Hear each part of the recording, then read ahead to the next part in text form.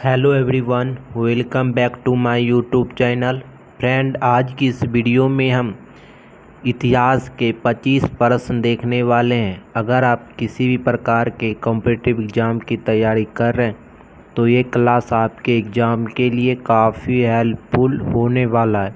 ये सारे प्रश्न एसएससी के एग्ज़ाम के हैं और ये प्रीवियस ईयर आ चुके हैं, जो 2024 के एग्ज़ाम में आए हुए हैं। तो चलिए वीडियो को शुरू करते हैं। 1 नंबर प्रश्न है, उस मुग़ल बादशाह की पहचान करें जिसे उसके बेटे के द्वारा उत्तराधिकारी के युद्ध के बाद आगरा में जीवन भर के लिए कैद कर दिया गया। तो उत्तराधिकारी के लिए जीवन भर के लिए कैद कर दिया गया था। किसको कैद कर दिया गया था? तो कैद करने वाले थे शाहजहां को कैद कर लिया गया था। ठीक है, तो आप लोग याद रखिएगा, शाहजहां को जो कैद कर लिया गया था जीवन भर के द्वारा। 2 नंबर है, निम्नलिखित में से किस व्यक्ति ने जलियांवाला बाग हत्याकांड के बाद अपनी नाइटहुड की उपाधि को त्याग दिया था? नाइटहुड की उपाधि किसने त्याग दिया था जलियांवाला बाग हत्याकांड के बाद? तो रविंद्रनाथ टैगोर ने। किसने? रविंद्रनाथ टैगोर ने। 3 नंबर प्रश्न है, कालिदास डैश के दरबार में एक प्रसिद्ध कवि थे? कालिदास किसके दरबार में एक प्रसिद्ध कवि थे? कालिदास प्रसिद्ध कवि थे चंद्रगुप्त द्वितीय के। किसके? चंद्रगुप्त द्वितीय के। 4 नंबर है, किस हड़प्पा स्थल में पक्का स्नानागार पाया गया था? किस हड़प्पा स्थल में पक्का स्नानागार पाया गया था? पक्का स्नानागार पाया गया था मोहनजोदारो में। कहाँ? मोहनजोदारो में। 5 नंबर है, अकबर ने मनसबदारी प्रणाली की शुरुआत की डैश। तो मनसबदारी का सबसे निचला स्तर था। कितना जो था मनसबदारी का सबसे निचला स्तर था? तो 10 था। कितना? 10 जो था मनसबदारी का सबसे निचला स्तर था। 6 नंबर है, थानेश्वर जहां वर्धन राजवंश ने शासन किया वर्तमान में डैश राज्य में है? थानेश्वर जो है जहां वर्धन वंश शासन किया था किस राज्य में स्थित है? तो थानेश्वर स्थित है हरियाणा राज्य में। कहाँ? हरियाणा राज्य में। 7 नंबर है, इब्न बतूता जो दिल्ली सल्तनत के दौरान भारत आया था मूल रूप से किस देश का था? इब्न बतूता किस देश का था? इब्न बतूता जो दिल्ली आया था वो किस देश का था? मोरक्को देश का था। मोरक्को देश का। 8 नंबर है, हड़प्पा गोदी खाना हड़प्पा डॉकयार्ड किस स्थल पर पाया जाता है? हड़प्पा गोदी खाना या हड़प्पा डॉकयार्ड किस स्थान पर पाया जाता है? तो हड़प्पा गोदियार्ड जो पाया जाता गोदी खाना लोथल में। कहाँ? लोथल में। 9 नंबर है, निम्नलिखित में से किस आंदोलन को प्रथम सत्याग्रह के नाम से जाना जाता है जिसका नेतृत्व महात्मा गांधी ने किया था? किस आंदोलन को प्रथम सत्याग्रह के नाम से जाना जाता है जिसका नेतृत्व कौन किए थे? महात्मा गांधी। तो किस आंदोलन को जाना जाता है? तो चंपारण आंदोलन को। किसको? चंपारण आंदोलन को। कब हुआ था? तो 1917 ईस्वी में। 10 नंबर है, निम्नलिखित में से कौन 1528 में चंदेरी में बाबर के हाथों पराजित हुआ था? चंदेरी में बाबर के हाथों कौन पराजित हुआ था? चंदेरी में बाबर के हाथों पराजित होने वाला था मेदिनी राय। कौन था? मेदिनी राय। चंदेरी का युद्ध कब हुआ था? 1528 ईस्वी में। 11 नंबर प्रश्न है, सीरिया के राजा से यूनानी दार्शनिक भेजने का अनुरोध किसने किया? सीरिया के राजा से यूनानी दार्शनिक भेजने का अनुरोध किसने किया था? तो यूनानी दार्शनिक भेजने का अनुरोध किया था बिंदुसार ने। किसने? बिंदुसार ने। 12 नंबर है, गुट्टापल्ले चैत्य बौद्ध गुफा। गुट्टापल्ले चैत्य बौद्ध गुफा निम्नलिखित में से किस राज्य में स्थित है?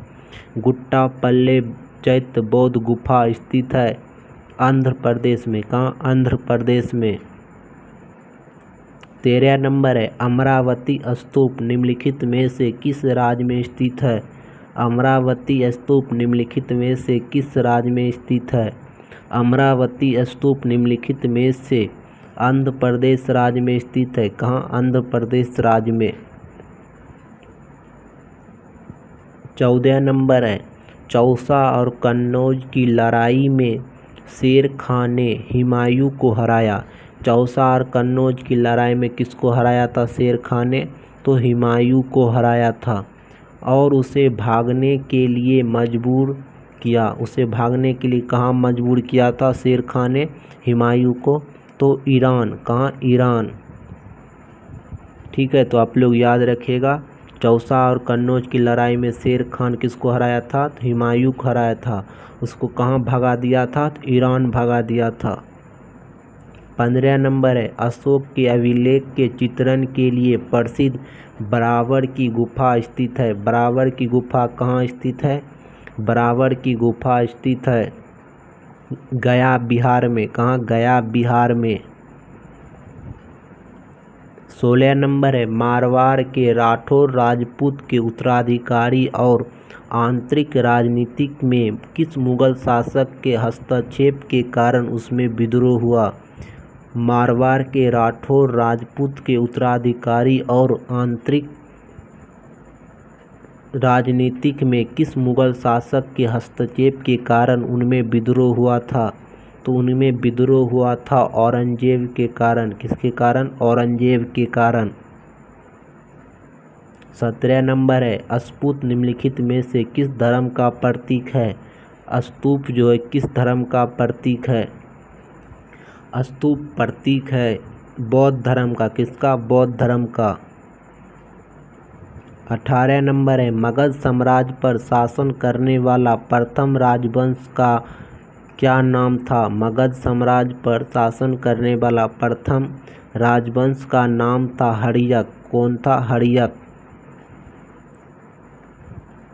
19 नंबर है उदयगिरी और खांडेरी की गुफाओं में दूसरी शताब्दी ईसा पूर्व के निम्नलिखित में से किस नृत्य शैली का पुरातात्विक साक्ष्य मिला है? उदयगिरी और खांडेरी की गुफाओं में निम्नलिखित में से दूसरी शताब्दी ईसा पूर्व जो नृत्य शैली मिला है किसका मिला है? तो ओडिसी का। किसका? ओडिसी का। 20 नंबर है किस पल्लव राजाओं के शासनकाल में महाबलीपुरम के तट मंदिर का निर्माण किया गया था? किस पल्लव शासक के शासनकाल में महाबलीपुरम का मंदिर का निर्माण किया गया था?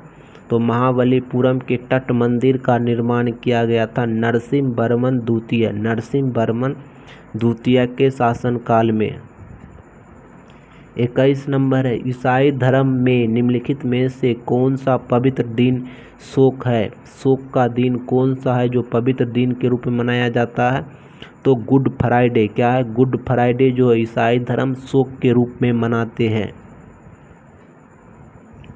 22 नंबर है मेवाड़ के सिसोदिया शासक अमर सिंह ने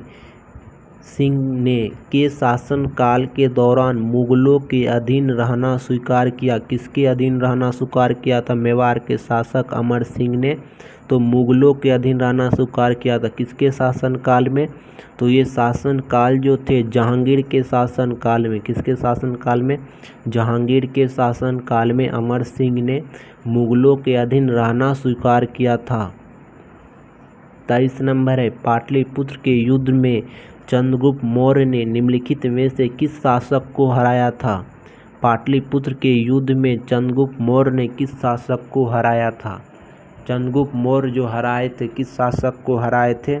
तो घनानंद को हराए थे। किस शासक को हराए थे? घनानंद को हराए थे।